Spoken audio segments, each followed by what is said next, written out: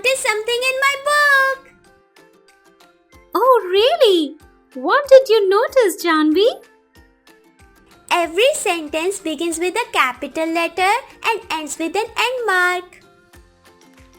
Yes, it is right, Janvi. This is a very important rule in writing. If you see this sentence, it starts with a capital letter and ends with a full stop. Why is it so? We use a full stop at the end of a statement to show that the thought is complete. It helps the reader to understand where one idea ends and another begins.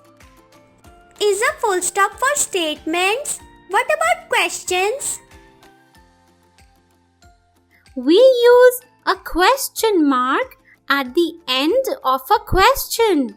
See this sentence?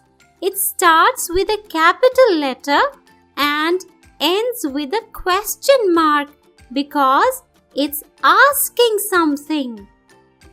Oh, I see. So every sentence begins with a capital letter and ends with either a full stop or a question mark depending on what it is saying. Exactly, Janvi. Wow, punctuation is important. It makes reading so much easier to understand. Yes, it does. Now that you know this, you can make your writing clear and easy to read too.